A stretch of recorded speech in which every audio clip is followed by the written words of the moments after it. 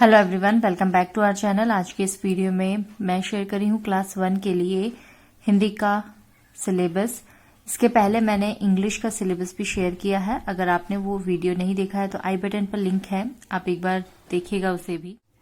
हिंदी की बुक में जो सबसे पहला पार्ट होता है वो बच्चों का होता है वर्णमाला का। इसमें बच्चों को स्वर, व्यंजन और संयुक्त व्यंजन सिखाए जाते हैं। स्वर अ से अह तक होते हैं, जो बच्चे एलकेजी में भी पढ़ते हैं, यूकेजी में पढ़ते हैं और फिर फर्स्ट में भी बच्चों को इसकी प्रैक्टिस करवाई जाती है। व्यंजन क से ज्ञ तक के वर्णों को कहा जाता है संयुक्त व्यंजन, जिसमें कि दो व्यंजनों से मिलकर एक अक्षर एक वर्ण बनता है।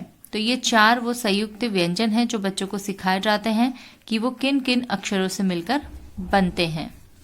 फिर उसके बाद में बिना मात्रा वाले शब्द बच्चों को पहले करवाए जाते हैं, जिसमें कि दो अक्षर वाले जैसे कि ज ल जल, ब ल बल। तीन अक्षर वाले ब ट न बटन, क म ल कमल।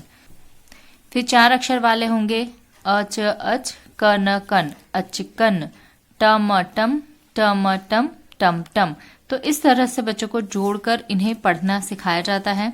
बच्चों को बिना मात्रा वाले शब्द तो सिखाए जाते हैं, साथ में इनके कुछ पाठ भी होते हैं छोटे छोटे से। फिर उससे रिलेटेड बच्चों को प्रश्न उत्तर भी सिखाए जाते हैं। फिर उसके बाद बच्चों को स्वरों की मात्राएं सिखाई जाती हैं, यानी कि मात्रा वाले शब्द सिखाए जाते हैं। जैसे कि आ की मात्रा वाले पहले शब्द बच्चों को सिखा दिए जाएंगे। फिर उसके बाद में इसी से रिलेटेड एक पाठ रहेगा जिसमें कि आ की मात्रा वाले शब्द ही रहेंगे।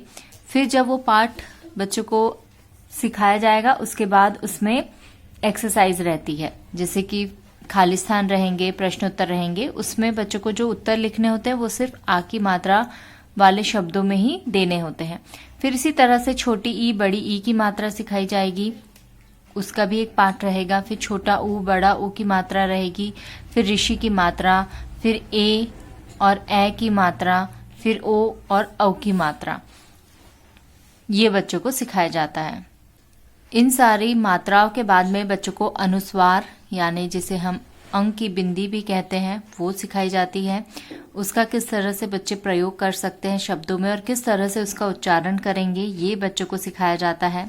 फिर उसके बाद में चंद्र बिंदु रहता है, इसे चंद्र बिंदु कहा जाता है। उससे कौन कौन से शब्द बनते हैं और किस तरह उसे शब्दों में प्रयोग किया जाता है। फिर उसके बाद रहता है विसर्ग। ये दो जो बिंदु है ये वर्ण के पीछे लगते हैं, इसे ही विसर्ग कहते हैं। जैसे ये लिखा है पुनः, अतः, इस तरह से इसे पढ़ा जाता है, तो इसका प्रयोग बच्चों को सिखाया जाता है। फिर संयुक्त अक्षर, जो कि हमने शुरुआत में देखा था, संयुक्त व्यंजन, दो व्यंजनों से मिलकर जो वर्ण बनता है, उसके शब्द बच्चों को सिखाया जाता है कि किस तरह से शब्दों में उसे प्रयोग करते हैं और किस तरह उसका उच्चारण होता है। जैसे कक्षा, शिक्षा। त्र भी एक संयुक्त अक्षर है। मित्र, नेत्र। ज्ञ भी एक संयुक्त अक्षर है। ज्ञान, आज्ञा। श्र भी एक संयुक्त अक्षर है। आश्रम, श्रमिक। इन्हें किस तरह से पढ़ना है ये सिखाया जाता है। फिर आते हैं संयुक्त व्यंजन, जिसमें कि एक व्यंजन आधा और एक पूरा रहता है। जैसे कि आधा त और थ, इससे कौन कौन से शब्द बनते हैं। जैसे ये है पत्थर। आधा च पूरा च, इससे बन रहा है बच्चा। आधा स व, इससे बन रहा है स्वच्छ। तो इस तरह से संयुक्त व्यंजनों का प्रयोग बच्चों को सिखाया जाता है। फिर र की भी दो मात्राएं होती है। एक होती है रेफ, जिसे कि ऊपर लगाया जाता है, जैसे यहाँ पर है धर्म, कर्म। और एक होती है पदेन। दो तरह से पदेन लगती है, जैसे ग्रहण और ट्राली में। तो इनका जो प्रयोग है ये बच्चों को सिखाते हैं। फिर ड और ढ का प्रयोग सिखाएंगे, जैसे ड सड़क, लकड़ी। ढ सीढ़ी, पढ़ाई।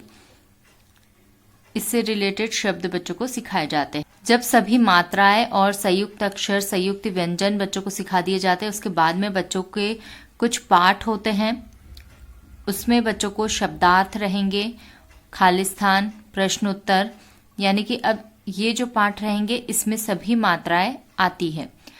फिर उसके अलावा बच्चों को समान तुक वाले शब्द सिखाए जाते हैं। जैसे आना का समान तुक हो जाएगा जाना।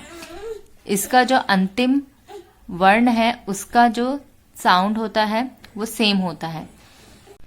फिर उसके बाद बच्चों को विलोम शब्द सिखाए जाते हैं, जिसे उल्टे अर्थ वाले शब्द भी कहा जाता है, जैसे दिन का उल्टा हो जाएगा रात। फिर होते हैं पर्यायवाची शब्द, जिसे समान अर्थ वाले शब्द भी कहा जाता है, जैसे पेड़ को हम वृक्ष और तरु भी कहते हैं।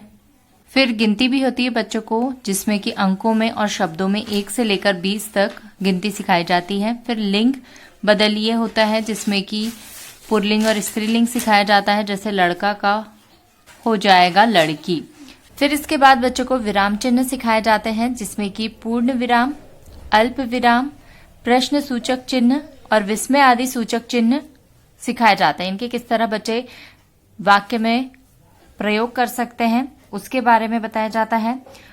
और साथ में ही बच्चों को वचन बदलिए भी रहता है, यानी कि इसमें एक वचन दे देंगे तो बच्चों को उसे बहुवचन में बदलना होगा। मान लीजिए एक है तो लड़का होगा और एक से ज्यादा होते हैं तो लड़के हम लिखते हैं। तो यही जो है वचन बदलिए में बच्चों को सिखाया जाता है। ये था आज का वीडियो। आई होप आपको पसंद आया होगा। अच्छा लगा है तो इसे लाइक जरूर कीजिएगा। Thank you for watching.